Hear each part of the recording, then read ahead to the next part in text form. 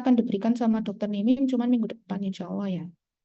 Biasanya kuliahnya sama dokter Mimim dulu baru dilanjutkan saya. Oke, saya mulai aja ya. Saya share screen ya.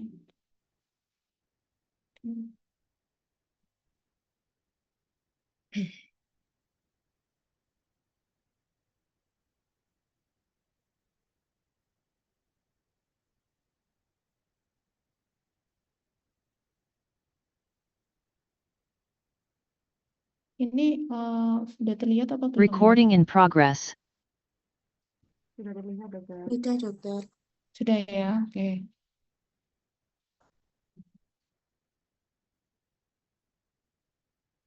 Oke. Untuk materi saya sebenarnya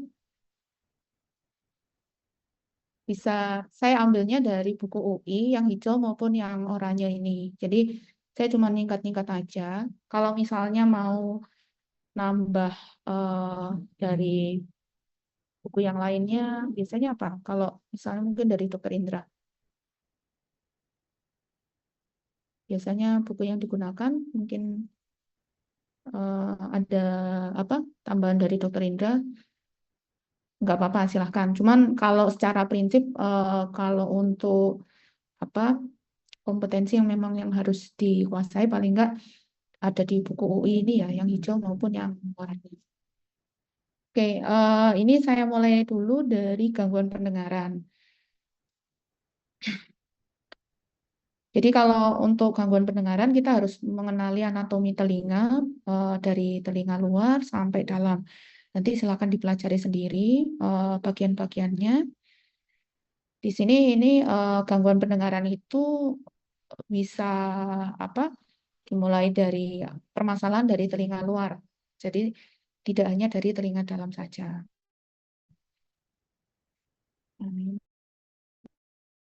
Ini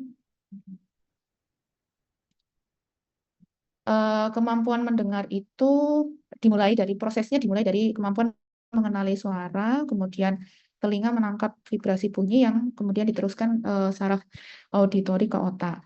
Jadi di situ kita akan mengetahui adanya kemampuan mendengar, di mana seseorang akan mengerti percakapan dan bahasa atau kemampuan untuk berkomunikasi. Di sini yang perlu dicatat adalah proses mendengar itu melewati apa berupa komponen ya yang biasanya nanti juga akan dinilai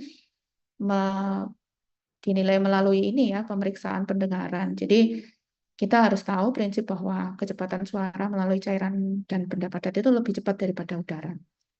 Nah, ini nanti untuk kayak benda padat atau udara itu nanti akan dinilai di pemeriksaan pendengaran termasuk pemeriksaan pendengaran yang dasar ya. Nah, ini adalah mekanisme pendengaran. Jadi bunyi dikumpulkan melalui daun telinga, kemudian diteruskan tiang telinga sehingga akan menggetarkan membran timpani. Nah, selanjutnya akan diantarkan oksikel ke kaki stapes ya, stapes. Jadi ini malleus, incus, ini stapes, ini kaki stapes. Sehingga terjadi perubahan tekanan cairan yang ada di labirin. Labirin itu tidak hanya sini saja, termasuk ini juga. Dia akan menggerakkan membran basilar dan menstimulasi sel rambut organ korti sehingga mengubah energi mekanik menjadi impuls elektrik melalui nervus auditorius atau nervus ke-8. Perubahan fisika pada mekanisme pendengaran itu ada konduksi, transduksi, dan penggambaran impuls elektrik. Jadi kalau konduksi itu penghantaran suara secara mekanik atau organ-organ konduktif, kemudian transduksi itu perubahan energi mekanik menjadi impuls elektrik. Jadi dia ada apa terjadinya di sistem sensoris koklea. Kemudian yang ketiga, penghantaran impuls elektrik menuju ke otak atau melalui jalur saraf. Nah, ini diagram di sini itu level dari apa kekerasan. Jadi standarnya pakai desibel ya hearing level. Jadi di sini itu kita bisa mengklasifikasi kalau misalnya apa namanya percakapan itu di area mana, kemudian suara kendaraan, misalnya mobil itu di area mana, termasuk kayak suara pesawat itu dia kan suara ultrasonik itu di area sebelah mana. Nah, ini ya yang tadi saya singgung di awal. Jadi gangguan pendengaran itu bisa dimulai dari telinga bagian luar, kemudian telinga tengah saja, atau telinga dalam saja, atau ketiganya bisa bersamaan. Penyebabnya macam-macam. Bisa dibaca sendiri. Kemudian gangguan pendengaran, penggolongan gangguan pendengaran ini sebenarnya tidak terlalu maksudnya berdasarkan yang waktu atau enggak. Jadi ini penggolongannya itu secara umum itu gangguan pendengaran pada bayi dan anak, kemudian pada geriatri atau lansia, kemudian tuli mendadak, eh, kemudian noise induced hearing loss atau apa namanya karena bising ya, terus kemudian karena obat-obatan ototoksik. Untuk pemeriksaan pendengaran itu yang ini yang tadi saya singgung di awal, itu pemeriksaan hantaran suara itu melalui udara maupun tulang, jadi benda padat maupun udara. Untuk pemeriksaan sederhana yang bisa kita lakukan ini tes gesek jari, kemudian tes detak jam tangan, tes fisik, tes penala, ini mungkin yang bisa lebih populer ya. Kemudian ada pemeriksaan khusus audiometri, kemudian audiometri khusus dan pemeriksaan elektrofisiologi. Nah, ini salah satu yang biasanya dilakukan itu tes fisik, bisa dilakukan secara sederhana di ruangan yang paling tidak sunyi, nggak ada eko, minimal paling nggak 4-5 meter, diagonalnya 6 meter. Biasanya kita membisikkan 1 atau 2 kata yang dikenal penderita. Itu huruf lunak, contohnya yang ada komponen L, K, M, N, G, O, atau huruf yang ada komponen desisnya S, F, J, gitu ya. Dan berbisik di akhir expirasi. Dimulai dari jarak 6 meter, kemudian kita lama-lama maju-maju sampai dapat mengulang dengan kata yang benar. Telinga yang nggak diperiksa, ditutup. Jadi orang yang diperiksa tidak boleh melihat pemeriksa. Dia seumpama pasien itu kita berada di ruangan dengan pasien, pasiennya menghadap ke tembok, gitu ya. Nah, ini untuk interpretasi, untuk pemeriksaan dengan tes fisik ya, normal, ringan.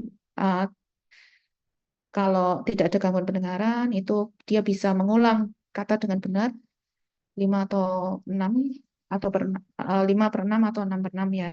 Atau misalnya kalau kita dapati dia bisa mengulang di jarak 4 meter, itu masuk tuli ringan dan seterusnya. Nah, ini untuk pemeriksaan garpu tala, pasti kalian sudah pernah bisa melakukan ya. Silakan dibaca sendiri. Ini untuk interpretasinya.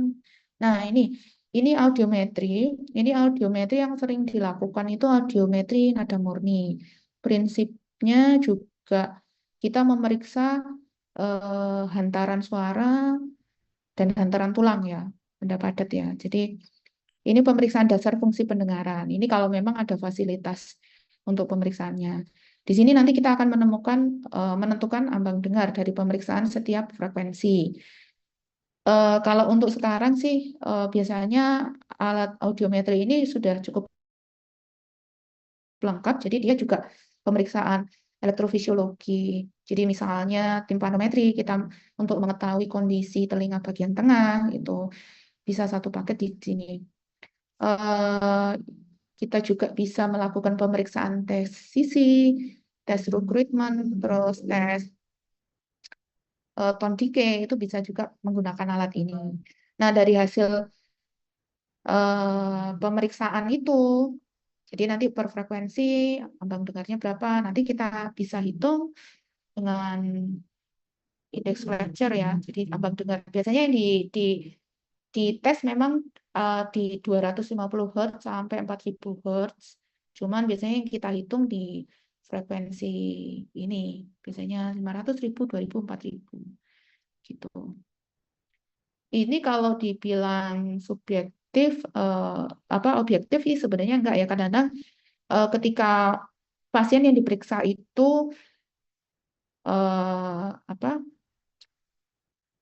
dia gangguan pendengarannya sangat berat, kita harus menjelaskan mekanisme bagaimana pemeriksaannya. Itu kadang-kadang agak susah, jadi dia harus bisa membaca gerak bibir pemeriksa untuk di awal sebelum dilakukan pemeriksaan seperti ini, atau mungkin kita bisa memberikan catatan bahwa dia harus memencet alat seperti ini ketika mendengar bunyi. Bunyi yang dihasilkan dari alat ini biasanya berupa kayak ing atau ngung gitu ya, jadi dari nada rendah hingga nada tinggi gitu.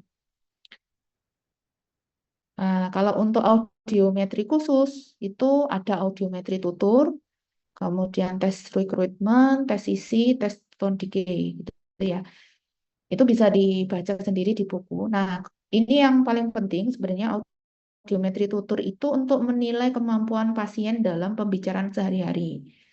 Jadi, eh, kalau misalnya kita memeriksa dengan audiometri, itu misalnya eh, ambang dengarnya di bawah 25 desibel, itu kan termasuk normal. Cuman kita belum bisa berbicara apa mengatakan bahwa oh ini bisa mendengar karena belum dilakukan audiometri tutur gitu. Dia hanya bisa mengidentifikasi adanya suara. Kalau audiometri tutur itu pasien akan diberikan sama menggunakan headphone juga, cuman akan diberikan apa namanya kata-katanya itu kata-kata bisilabik atau monosilabik, jumlahnya biasanya 100. Biasanya kita menggunakan Gajah Mada Phonetically Balanced atau PBLIS. Jadi kalau nanti ada hitungannya sendiri, jadi misalnya dia bisa mengulang berapa persen, seberapa banyak, itu nanti nanti di situ kita akan membandingkan dengan audiometri nada murni, gitu. Apakah sesuai? Itu. Jadi seperti itu. Jadi kalau ternyata misalnya dari ambang dengarnya lebih dari apa kurang dari 25 desibel, berarti dia kemungkinan normal setelah di cross check dengan audiometri tutur ternyata benar, berarti dia dikatakan memang bisa mendengar. Tapi kalau ternyata tidak, oh ternyata setelah mengulang ternyata ininya hasilnya jelek, berarti dia hanya bisa mengidentifikasi suara tetapi tidak bisa apa tidak mampu untuk ini apa mendengar kata-kata dan tahu artinya dari orang yang di sekitarnya. Nah, ini untuk pemeriksaan elektrofisiologi ada audiometri impedance, ini namanya timpanometri. Biasanya kita untuk memeriksa kondisi telinga bagian tengah. Ini alatnya dimasukkan ke dalam liang telinga. Untuk sekedar tahu aja. Jadi kemudian ini OAE atau auto acoustic emission. Ini paling sering digunakan untuk screening bayi baru lahir, terutama bayi-bayi yang ada resiko gangguan pendengaran. Tetapi kalau di luar negeri, biasanya setiap bayi baru lahir akan dilakukan screening ini. Gitu. Kemudian kalau misalnya anak-anak yang memang diduga dia memang ada masalah di pendengaran, akan dilanjutkan pemeriksaan EPR atau Brainstem Evoked Response Audiometry atau BERA. Kemudian juga bisa dilanjutkan dengan ASSR. Sama pada prinsipnya hampir mirip ya untuk ABR maupun ASSR ini. Dari hasil pemeriksaan pendengaran kita juga bisa nanti kita bisa mengklasifikasikan dia normal, ringan, sedang berat, berat ataupun sangat berat. Kalau untuk pemeriksaan audiometri nada murni nanti kita tuliskan di diagram. Jadi ini namanya audiogram hasil pemeriksaannya. Untuk audiogram normal antara apa air conduction dan bone conduction itu gambarannya seperti ini. Jadi setelah dirata-rata dia ambang dengarnya semua kurang dari 25 desibel. Jadi grafiknya di atas setelah di, di dihitung ambang dengar kurang dari 25 desibel. Tapi kalau lebih pasti itu ada gangguan pendengaran. Untuk jenis gangguan pendengaran sendiri ada konduktif, saraf atau sensorineural, kemudian campur atau mix. Ada juga yang ini ya, untuk biasanya orang lansia atau geriatri, dia mengklasifikasikan ini apa? Diklasifikasikan khusus presbikusis, padahal sebenarnya juga sensorineural. Cuman karena dia antara telinga kanan dan kiri simetris, bentuk diagramnya, jadi diklasifikasikan khusus. Ini penyebab dari gangguan pendengaran konduktif. Silakan dibaca sendiri. Kemudian ini penyebab dari gangguan pendengaran sensori neural. Kemudian kalau untuk mix ya berarti kedua-duanya nih ya. Ini untuk gambaran audiogram dari tuli konduktif. Jadi di sini ada jarak atau gap antara air conduction dan bone conduction ya. Sorry, ini bone conduction, ini air conduction. Jadi gapnya itu lebih dari 10 desibel pada dua frekuensi yang berdekatan atau dua frekuensi berturut-turut. Jadi bukan misalnya di sini ada gap, kemudian di sini tidak ada, kemudian di sini baru ada gap. Enggak. Jadi bisa ini dengan ini. Seperti itu. Kemudian ini gambaran dari audiogram tuli sensaraf atau sensori neural. Jadi air conduction dan bone conduction itu berhimpit gitu. Kalaupun misalnya ada gap itu hanya kurang dari 10 desibel. Untuk tuli sensori neural sendiri itu juga kita bisa membagi dua lagi, itu tuli koklear atau retrokoklear. Untuk definisinya nanti bisa dibaca sendiri di buku hijau tuh. Sedangkan tuli campur atau mix ya air conduction-nya itu lebih dari atau sama dengan 25 desibel. Kemudian ada gap antara air conduction dan bone conduction lebih atau sama dengan dari 15 desibel. Gambarannya seperti ini.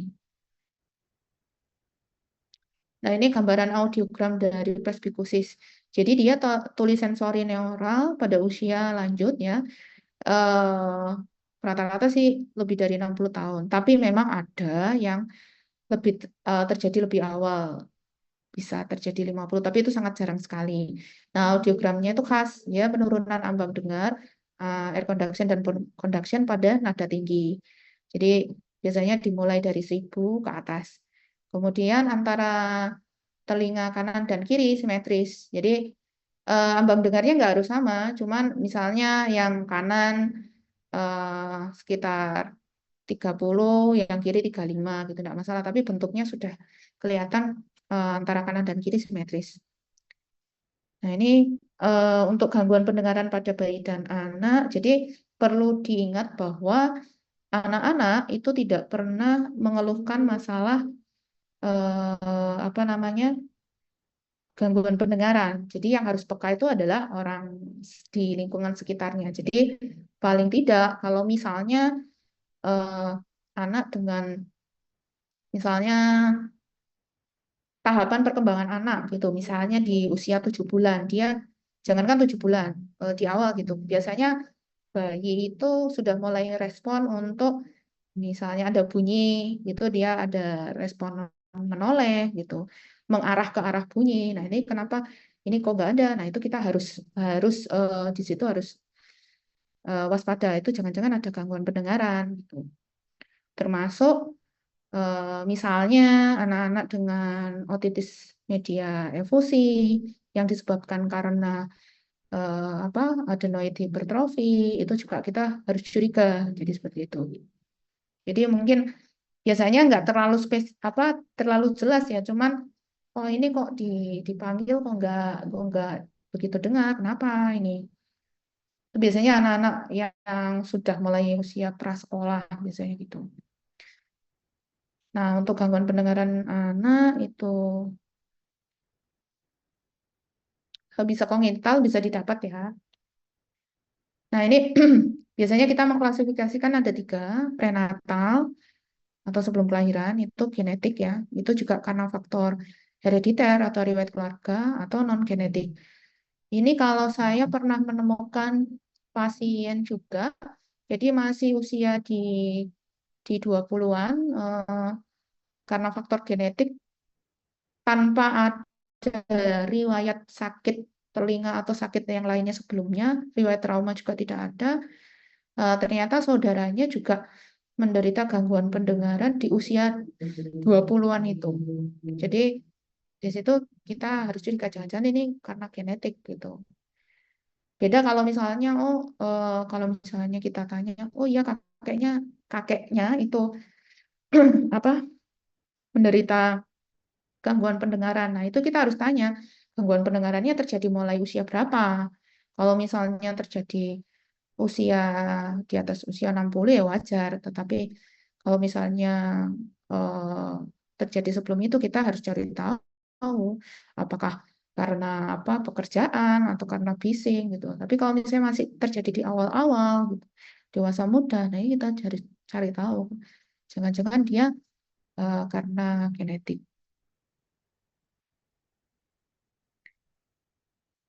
Hmm, ini untuk perinatal, jadi karena prematur ini sering sekali ditemui berat badan lahir rendah, hiperbilirubin, asfiksi, itu ya, itu sering kali. Kemudian, nah ini yang untuk postnatal, biasanya infeksi bakteri, virus. Jadi infeksi ini kayak rubella itu nggak harus, maksudnya yang sering kita temui itu kalau misalnya waktu kehamilan infeksi TORCH, nah itu kalau itu kan prenatal, nah itu memang setelah lahir harus langsung dilakukan screening. Tapi kalau yang ini bisa jadi misalnya menderita rubella ketika usia berapa atau parotis, infeksi parotis itu usia berapa itu bisa. Infeksi otak gitu. Kemudian perdarahan telinga tengah, trauma temporal. Nah, ini ya, ini pasti banyak dari sekian mahasiswa di sini pasti ada yang punya kebiasaan seperti ini. Nah, kalau ini harus dipikirkan ketika kita tertidur lelap, ini suara masih tetap ada. Tapi kita mendengarkan apa enggak? Itu. Tetapi apa namanya sel-sel saraf yang ada di dalam telinga kita, outer head cell ini suruh bekerja terus. Nah, ini juga ini sering kali kalau orang tua ngajak anaknya ke sini, padahal ini paparan bising sekali ya. Kita nggak tahu berapa desibel di sini paparannya. Saya ada pasien ya, masih usia SMA, mungkin sekitar kelas 3 SMA. Dia pengguna pengguna headset dan kawan-kawan. Nah, selama 4 tahun berturut-turut. Nah, dia ada keluhan gangguan pendengaran. Setelah dicek ternyata memang benar dia tuli sensori neural dan sangat berat. Penyebabnya itu tadi penggunaan ini headset, headphone, earphone itu ya. Jadi bukan tidak boleh menggunakan ini, tapi penggunaan harus bijak. Kalau standar WHO penggunaan memang eh, paling enggak 60 desibel maksimal 60 menit atau 1 jam. Tetapi yang perlu dicatat, kita tidak tahu kondisi saraf pendengaran saat ini itu sedang baik-baik saja atau enggak gitu. Jadi kalau saya lebih amannya gunakan alat ini untuk misalnya kita berkomunikasi telepon atau misalnya kita kayak Zoom seperti ini. Tetapi kalau misalnya ada yang hobi kayak misalnya nonton film atau misalnya mendengarkan sesuatu yang bernada atau misalnya main game itu paling aman suaranya langsung dari gadgetnya atau disambungkan dengan speaker eksternal. Dan itu kan masih lebih aman karena suara yang masuk itu nggak langsung eh, direct ke saraf pendengaran kita secara dekat ya. Ada lagi, saya juga punya pasien gini. Jadi dia bekerja bekerja di bekerja di pabrik. Dia udah pakai alat pelindung. Kemudian itu dalam 1 tahun terakhir dia mengeluh ada gangguan pendengaran. Padahal udah pakai alat pelindung dan biasanya di tempat kerjanya itu ada general check up rutin termasuk cek pendengaran. Kalau ada masalah biasanya akan dilakukan rolling atau pemindahan. Nah, ini kenapa? Ternyata setelah diruntut, dia pernah ini duduk di atas sound sound yang biasanya untuk karnaval itu, sound horeg gitu. Nah, itu di situ. Jadi itu cukup cukup merusak sekali ya itu ya. Jadi kalau seperti itu memang harus dihindari ya. Jadi kalau ada kayak speaker yang ini sebaiknya kita menghindari. Karena kita nggak tahu, maksudnya seandainya suara itu akan mengenai telinga kita, apakah nanti akan reversible atau enggak gitu. Teorinya sih kalau hanya sesaat bisa reversible gitu. Tapi kan masing-masing orang kan beda-beda. Oke, itu ya. Nah, ini faktor risiko terjadinya gangguan pendengaran pada pada bayi baru lahir ya ini digolongkan 0 sampai 28 hari, ada yang 29 hari sampai 2 tahun. Jadi kalau misalnya ada faktor risiko yang di sini, kita langsung segera lakukan screening pendengaran. Jadi pada prinsipnya gangguan pendengaran pada anak itu akan menunjukkan kemampuan berbicara dan berbahasa pada anak. Nah, nanti kalau ini misalnya ada terjadi gangguan pendengaran, dia akan terjadi terlambat bicara atau dan berbahasa atau speech delay. Itu biasanya kadang-kadang keluarga pasiennya tuh terlambat datang, udah usia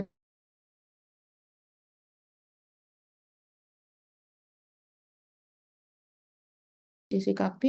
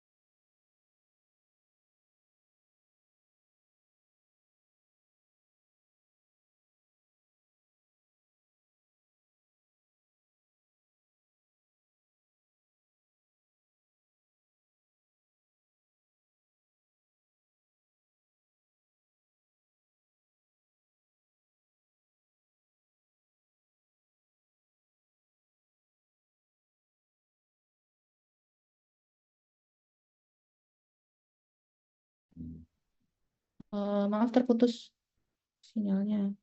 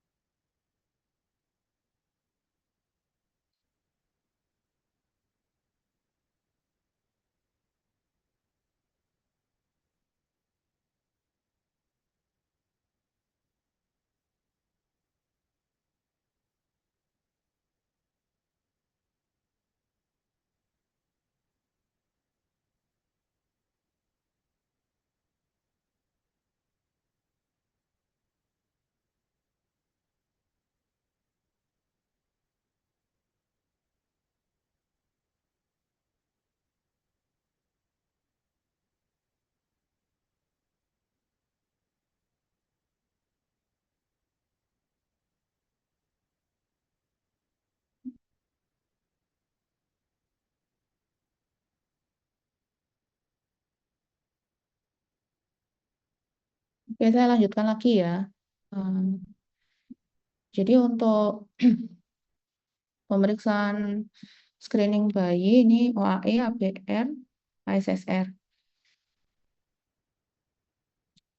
Nah, ini untuk pemeriksaan sebenarnya ada beberapa macam untuk pemeriksaan pada anak. Ada behavioral observation audiometry, terus kemudian VRI. Cuman biasanya dilakukan pada anak-anak yang usianya lebih besar, toddler biasanya. Ada juga play audiometry, biasanya usia anak-anak yang sudah sekolah. Nah, ini juga kita juga bisa melakukan pemeriksaan elektrofisiologi, timpanometri untuk menilai kondisi telinga bagian tengah, terutama biasanya yang kita curigai adanya otitis media efusi.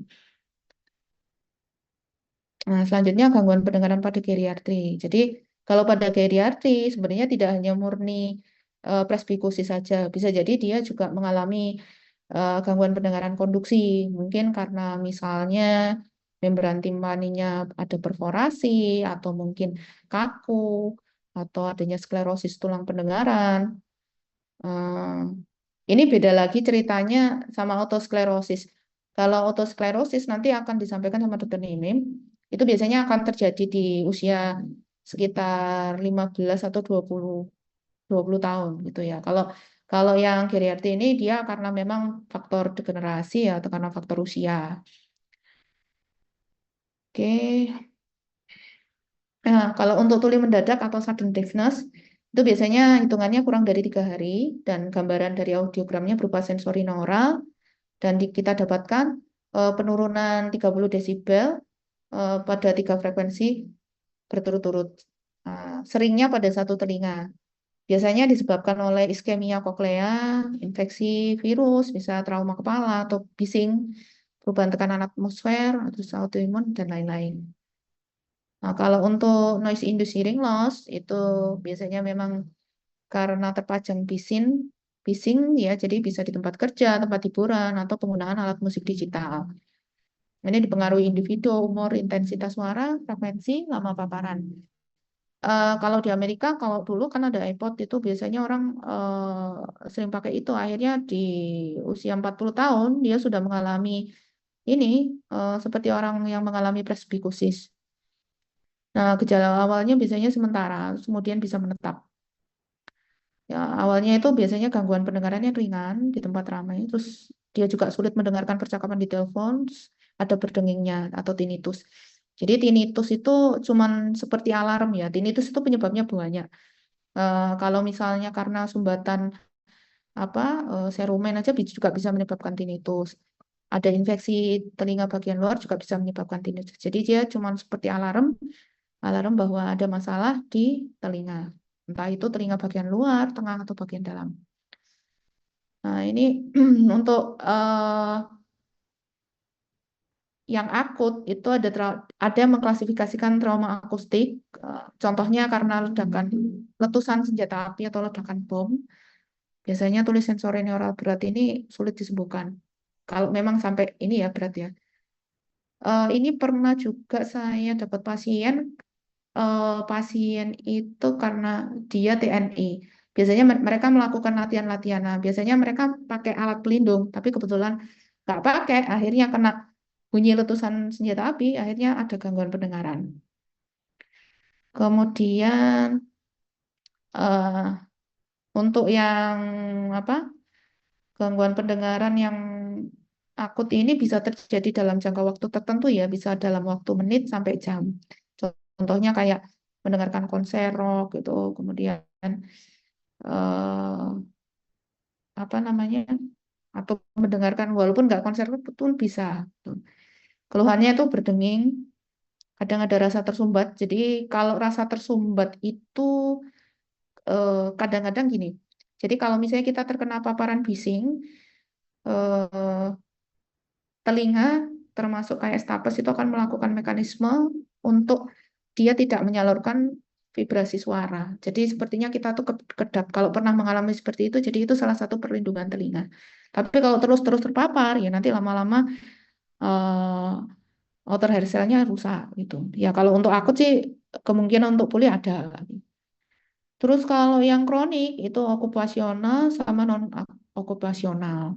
Nanti ada di buku orangnya, ini bisa dilihat sendiri gitu. Jadi ini yang tadi saya singgung, mendengarkan musik kalau WHO panduannya 60 desibel selama 60 menit. Tapi kita harus pikirkan apakah kondisi saraf telinga kita saat ini baik-baik saja atau enggak. Jadi itu yang buat pertimbangan kita sering menggunakan kayak headset dan sebagainya. Nah, ini intensitas kebisingan. Ini bisa dibaca sendiri. Kemudian untuk gangguan pendengaran karena obat yang ototoksik itu biasanya juga keluhannya tinnitus, gangguan pendengarannya juga sensorineural. Kadang-kadang ada disertai vertigo itu. Mekanismenya biasanya degenerasi stria vascularis, sel epitel sensori, kemudian degenerasi sel ganglion. Jenis obatnya ini. Salah satunya penyakit yang jelas sekali mengalami gangguan pendengaran itu TB yang sedang menjalani terapi. Kadang-kadang di 4 bulan terapi, biasanya pasien mulai mengeluhkan adanya gangguan pendengaran gitu. Seperti itu. Nah, selanjut gangguan sistem vestibuler ya. Untuk sistem vestibuler sendiri itu, jadi dia itu merupakan sistem sensoris tubuh untuk mengatur keseimbangan dan orientasi ruang seseorang. Sistem vestibuler dia juga mendeteksi pergerakan linear dan angular, tapi tidak mendeteksi suara. Nah, dia ada sistem vestibuler perifer, itu berupa organ vestibuler, ganglion vestibularis, sama nervus vestibularis. Kalau untuk sistem vestibuler sentral, itu dikendalikan oleh nukleus vestibularis di batang otak, cerebellum, thalamus, dan korteks cerebri. Untuk komponen sistem keseimbangan, ada 5 ya. Ini ada reseptor keseimbangan di perifer, nukleus vestibular di batang otak, jaris vestibulokuler, jaris vestibulospinal, sama jaris vestibulotalamokortikal. Ini saling terintegrasi ya, jadi tidak bisa berdiri sendiri. Satu ada gangguan, pasti akan timbul keluhan. Nah, untuk di telinga itu kita ada alat keseimbangan namanya kanalis sirkularis. Untuk fisiologinya nanti silakan dibaca sendiri. Nah, jadi gini, gangguan sistem vestibuler itu, kelainan di sistem vestibuler itu bisa disebabkan perifer maupun sentral. Ini berkaitan dengan aktivitas pusat muntah di medula oblongata oleh suatu mediator kimia yang dilepaskan saat serangan vertigo. Nah, jika ada gangguan sistem vestibuler, tubuh itu akan merespon dengan meminimalkan kelainan tersebut secara spontan melalui kemampuan adaptasi. Nah, keluhannya apa kita golongkan biasanya itu begini. Gangguan keseimbangan itu ada vertigo, ada disequilibrium, ada motion sickness. Itu motion sickness itu ya mabuk perjalanan. Disequilibrium itu seperti rasa melayang atau rasa nggak imbang. Biasanya parameter yang digunakan untuk menilai adanya gangguan gangguan keseimbangan itu kita menilai adanya nistagmus. Nah, untuk vertigo itu adalah sensasi pusing berputar. Jadi kalau misalnya hanya oleng atau nggak imbang aja, biasanya kita sebutnya disequilibrium. Ya, dia bisa timbul saat diam atau bergerak. Vertigo itu bisa disebabkan perubahan posisi kepala atau biasanya disebut BPPV atau VPPJ itu. Kemudian vertigo ini karena ada perbedaan persepsi otak dari sinyal visual yang melihat ketinggian itu juga ada namanya vertigo ketinggian. Untuk penyebabnya itu gangguan fungsi sensoris, jadi kelainan pada sistem vestibuler perifer menyebabkan ketidakseimbangan sistem vestibuler, jadi terjadi vertigo. Kalau ada gangguan proses di sentral, jadi informasi dari sistem sensoris diinterpretasi secara tidak benar oleh sentral, jadi akan terjadi reaksi sensoris bertentangan. Itu akan terjadi rasa pening atau limbung. Ini bisa disebabkan kelainan metabolik, sirkulasi, infeksi, trauma, maupun intoksikasi. Nah, kalau pada lansia itu juga bisa terjadi bersamaan antara kelainan perifer dan sentral. Nah, ini bedanya secara umum antara vertigo perifer dan sentral. Ya. Nah, kalau untuk disequilibrium itu sensasi akan jatuh, terus rasa mengambang atau melayang. Itu juga bisa disebabkan kelainan dari eh, apa namanya sistem saraf pusat, telinga dalam. Oh ya, untuk vertigo, kalau vertigo itu juga kita kadang-kadang penyakit di luar alat keseimbangan ya, misalnya kayak dispepsia atau sakit sakit gastritis yang cukup parah itu kadang-kadang juga bisa menyebabkan vertigo. Jadi kalau misalnya ada pasien keluhannya vertigo, kita harus tahu dia eh, makannya teratur enggak gitu. Kalau ternyata makannya teratur ya mungkin dia hipoglikemi apa makannya enggak teratur ya mungkin karena dia hipoglikemi atau mungkin dia anemi itu juga kadang-kadang ada sensasi seperti kayak vertigo. atau mungkin hipotensi itu juga bisa. Nah, ini motion sickness ya, mabuk perjalanan. Mekanismenya bisa dibaca sendiri. Nah, untuk nistagmus itu biasanya parameter untuk menentukan aktivitas sistem vestibuler. Jadi nistagmus dan vertigo itu gejala berasal dari satu sumber meskipun tidak selalu timbul bersama. Yang kita nilai itu mana yang fase lambat, mana yang fase cepat. Jadi kalau ingin tahu fase lambat, fase cepat bisa nanti lihat di YouTube. Jadi untuk tahu nistagmus fase lambat itu yang mana, fase cepat itu yang mana. Jadi kalau fase cepat itu reaksi kompensasinya. Pemeriksaannya bisa pasien datang dengan kondisi sudah ada nistagmus spontan. Ada juga yang kita harus provokasi dengan pemeriksaan seperti tes posisi, tes Dick-Salpike, tes kalori, dan tes rotasi. Untuk vertigo perifer itu berarti ada masalah di organ dan nervus vestibularis. Ini penggolongannya ada kelainan vestibular unilateral, kemudian BPPV, Meniere disease, dan kerusakan vestibular bilateral. Nah, ini kalau kelainan vestibular unilateral, kalau penyebabnya neuritis vestibuler ya, dia sifatnya mendadak. Biasanya sering terjadi pada usia lanjut atau juga bisa bisa aja nggak usia lanjut, tapi kadang habis infeksi virus saluran nafas atas. Nah, vertigonya itu biasanya terus-menerus dan menetap beberapa hari. Tuh, cuman dia nggak ada kelainan neurologik ataupun gangguan kesadaran.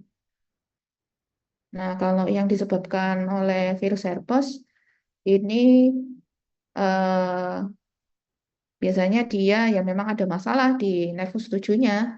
Jadi memang pemeriksaannya juga pemeriksaan khusus untuk nervus tujuh. Kita harus tahu perjalanan nervus tujuhnya. Kemudian untuk yang labirintitis pada otitis media ya, itu baik otitis media yang akut maupun kronis itu bisa menyebabkan komplikasi berupa labirintitis. Jadi kalau misalnya dia otitis media, terus kita lihat yang berantipatinya hiperemi atau misalnya bulging gitu. Kemudian udah menimbulkan keluhan seperti vertigo, lebih sebaiknya dilakukan parasintesis. Yang sering ditemui, kalau ini sih jarang ya, kalau ini yang otitis media kronis itu sering sekali karena dia sering berulang-berulang, gendang telinganya sampai sampai ukuran lubangnya besar, perforasinya besar. Jadi karena sering mengalami apa reinfeksi, jadi timbul fistula labirin karena adanya kolesteatoma. Jadi itu jaringan epitel patologis. Sehingga kalau seperti ini, misalnya dengan otitis media kronis, kemudian ada keluhan vestibuler atau vertigo, itu harus segera dilakukan mastiodotomi. Untuk evakuasi biasanya jaringan jaringan patologisnya ini. Nah, kalau kelainan vaskuler biasanya sering kali kita temui pada orang-orang yang mengalami CVA. Nah, jadi misalnya dia mengalami insuficiensi vertebrobasiler atau mungkin gangguan vaskuler sentral. Nah, kalau karena tumor, bisa karena tumor ini ya, yang tumor cerebropontine angel tumor. Terus kalau di telinga itu di di saraf 8 itu ada neuroma akustik, vestibular schwannoma biasanya. Kemudian tumor-tumor yang lainnya. Kadang-kadang disertai gangguan keseimbangan juga. Kalau trauma jelas ya mungkin fraktur os temporal, kemudian trauma kepala yang tidak langsung ke os temporal gitu. Jadi menyebabkan guncangan pada telinga. Jadi ada perdarahan atau kelainan labirin. Baru trauma juga bisa menyebabkan. Jadi karena perubahan tekanan udara itu akhirnya ada permasalahan di vestibular itu juga bisa. Karena toksin jelas ini ya, dia bisa reversible atau irreversible. Itu biasanya gangguannya di kedua telinga. Gejalanya seperti ini. Jadi bukan karena misalnya karena mengkonsumsi obat ototoksik itu kadar di dalam darah itu menyebabkan menyebabkan ini ya gangguan vestibular, tapi justru kadar yang ada di perilim atau endolim atau cairan yang ada di dalam apa labirin. Nah, ini kalau BPPV Jadi dia disebut juga VPPJ atau kanalolithiasis atau kubulolithiasis. Ini perlu diingat bahwa alat keseimbangan bukan hanya kanalis semicircularis, tapi yang bawah ini juga. Jadi ada utriculus dan sacculus. Jadi di dalam situ ada partikel. Kalau partikelnya bergeser, itu bisa menyebabkan gangguan keseimbangan. Jadi cuman ini kalau vertigonya biasanya hitungan detik atau menit. Jadi ibaratnya kalau misalnya kita punya botol aqua, ada airnya, kita kocok-kocok, nanti setelah itu kita taruh, kita diamkan, dia berhenti ya seperti itu. Jadi dia akan sebentar aja. Cuman serangannya cukup hebat. Biasanya dipicu pada gerakan kepala tertentu atau gerakan tubuh tertentu. Misalnya hanya ke arah kiri, tapi kalau ke arah kanan enggak, gitu. Bisa seperti itu. Bisa berulang juga kalau misalnya partikelnya lepas lagi. Tuh. Kalau Meniere disease itu hidrops limfatik, nanti definisinya apa bisa dibaca sendiri ya. Nah, ini seperti ini, biasanya satu sisi, vertigonya mendadak, episodik. Biasanya juga lebih lama, apa namanya, meniardisis dibandingkan BPPV. Dia bisa beberapa beberapa jam dan beberapa hari. Cuman kalau misalnya kita periksa, biasanya kita lakukan audiometri juga. Kalau pasiennya datang, biasanya dalam kondisi sudah enak, biasanya nggak kita temukan. Bagusnya memang pas serangan dilakukan pemeriksaan. Cuman kalau misalnya meningitis ini, kalau sering berulang-berulang, dia akan pendengarannya juga lama-lama akan memburuk gitu. Tulis sensori neuralnya nanti lama-lama bukan malah baik, nanti justru akan memburuk biasanya gitu. Ini kalau kerusakan vestibuler bilateral itu penyebabnya bisa sistemik, bisa penyakit organ vestibuler pada kedua sisi ya. Baca sendiri. Eh, Nah, kalau kerusakan vestibuler bilateral itu biasanya nggak menyebabkan nistagmus. Cuman ada gangguan keseimbangan. Ya, dia tidak dapat mengenali wajah, tidak dapat membaca tulisan atau nama jalan saat berjalan, atau keluhannya meningkat pada saat gelap. Eh, Tulis sensori neuralnya biasanya apa namanya lebih berat. Nah, ini secara prinsip pemeriksaan klinis keseimbangan yang bisa dilakukan. Jadi kalau misalnya kita dapati ada orang gangguan keseimbangan itu pemeriksaan THT dan saraf otak. Nanti selanjutnya pemeriksaan fungsi motorik spinal. Nah, jadi seperti ini, ombak test, tapping test, terus pemeriksaan fungsi cerebellum, fungsi okulomotor, atau pemeriksaan lain fungsi keseimbangan. Jadi seperti ini. Ada juga pemeriksaan objektif, posturografi, sama elektronistagmografi. Cuman kalau kita nggak melakukan ini, biasanya misalnya nih kita curiga BPPV, pemeriksaan BPPV itu dengan pemeriksaan bedside examination, misalnya dengan perasaan Dixel Pike, supine roll, terus juga bisa dengan tes kalori. Jadi kalau BPPV kita terapi itu biasanya nggak akan membaik, dia tetap tetap aja keluhannya akan menetap. eh, Pemulihannya juga justru dengan exercise atau apa dengan ini apa latihan-latihan perasaan-perasaan tertentu gitu.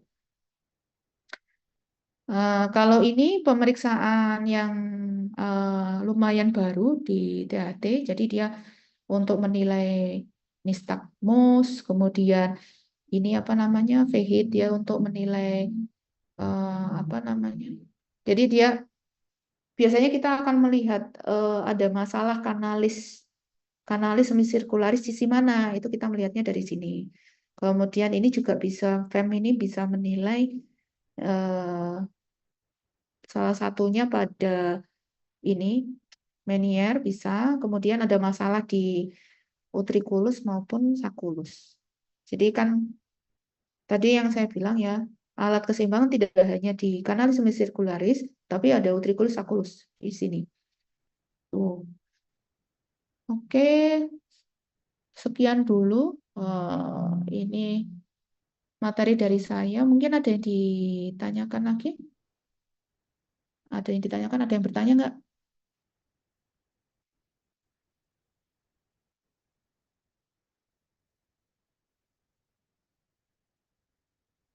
Kalau nggak ada, saya tutup aja nggak apa-apa.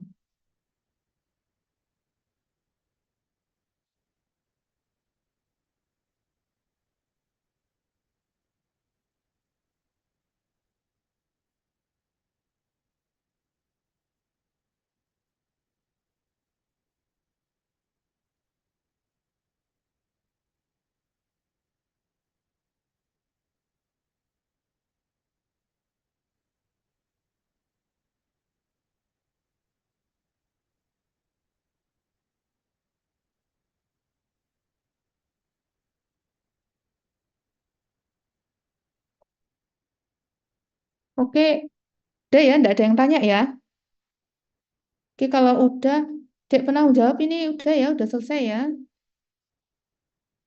Saya tutup Ya. dulu. Jangan lupa nanti untuk absen-absennya ya. Ini 105 orang ya, Dek. Oke, udah itu aja. Nanti untuk materi nanti lewat ini aja ya. Apa? Penanggung jawab mata kuliahnya ya.